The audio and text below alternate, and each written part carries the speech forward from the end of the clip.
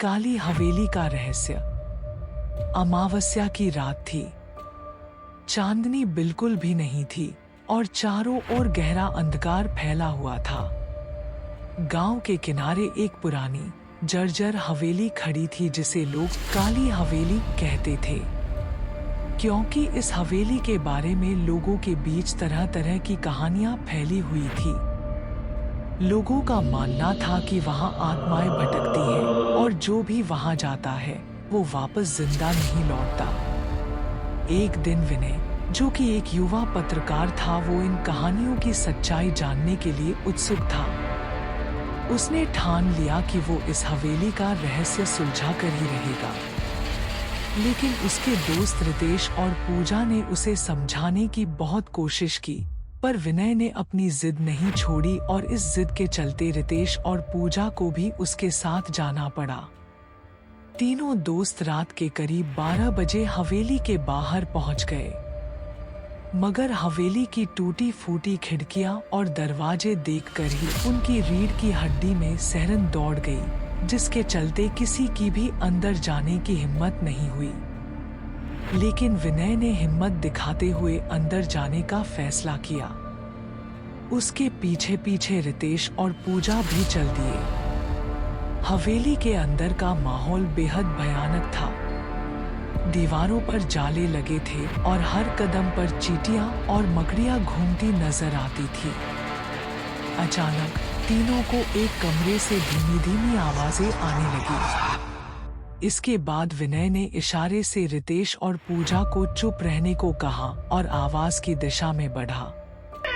जब वे कमरे के पास पहुंचे तो दरवाजा धीरे धीरे खुल गया, जिसके बाद अंदर का नजारा देखकर उनकी आंखें फटी की फटी रह गईं। कमरे के बीचों बीच एक पुराना टूटा फूटा झूला था जो अपने आप ही हिल रहा था। झूले के चारों ओर काले कपड़ों में लिपटी हुई आकृतियां खड़ी थी। अचानक उन आकृतियों में से एक ने अपना सिर घुमाया और विनय की ओर देखा।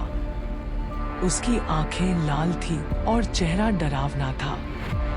रितेश और पूजा ने चीखते हुए वहां से भागने की कोशिश की, लेकिन दरवाजा खुद ब खुद बंद हो गया। अब विनय, रितेश और पूजा तीनों फंस चुके थे। ऐसे में विनय ने कांपते हुए हाथों से अपने बैग से एक टॉर्च निकाली और उन आकृतियों पर रोशनी डाली। रोशनी के पड़ते ही वे आकृतियां वहां से गायब हो गईं। लेकिन कमरे में एक ठंडी हवा चलने लगी और अचानक एक पुराने रिकॉर्ड प्लेयर से धीमी आवाज में कोई भूतिया संगीत बजने लगा। पूजा ने अचानक महसूस किया कि उसकी कलाई को किसी ने जोर से पकड़ लिया है। उसने देखा कि एक अदृश्य हाथ उसे अपनी ओर खींच रहा है। विनय ने तुरंत उसकी मदद की और रितेश के साथ मिलकर उसे खींचकर वहां से बाहर निकाला। तीनों दोस्तों ने मिलकर दरवाजा तोड़ने की कोशिश की, पर दरवाजा टस से मस नहीं हुआ। तभी एक और दरवाजा धीरे धीरे खुला और अंदर से एक बूढ़ी औरत बाहर आई। उसके सफेद बाल और झुर्रियों से भरा चेहरा देखकर वो तीनों बहुत डर गए थे और इससे पहले कि वो कुछ कर पाते उस औरत ने कहा, तुम लोग यहाँ क्यों आए हो? यहाँ से जल्दी चले जाओ, नहीं तो बहुत बुरा होगा। विनय ने हिम्मत जुटाकर पूछा, आप कौन हैं? और यह हवेली इतनी भयानक क्यों है? बूढ़ी औरत ने कहा, मैं इस हवेली की मालिकन हूँ। कई साल पहले यहाँ एक भीषण आग लगी थी जिसमें मेरा पूरा परिवार जलकर मर गया था, मगर उनकी आत्माएं अभी भी यहाँ भटकती हैं क्योंकि उन्हें मुक्ति नहीं मिली है और वो हर किसी को अपने दर्द का हिस्सा बना लेना चाहते हैं। यह सुनकर विनय, रितेश और पूजा की आत्मा कांप उठी। उन्होंने बूढ़ी औरत से प्रार्थना की कि वह उन्हें यहाँ से बाहर निकलने का कोई रास्ता बताए। औरत ने कुछ मंत्र पढ़े और एक दरवाजा खोल दिया।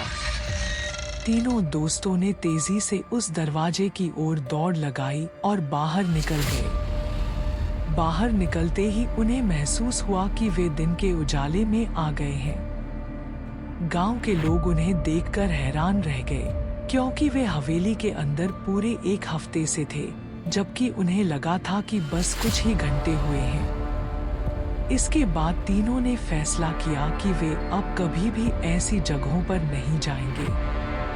बहरहाल काली हवेली का रहस्य अभी भी बना हुआ था, लेकिन तीनों दोस्तों के लिए यह अनुभव जीवन का सबसे भयानक अनुभव था। वे समझ गए थे कि कुछ रहस्यों को जानना हमारी समझ से परे होता है और उन्हें अनदेखा ही छोड़ देना चाहिए।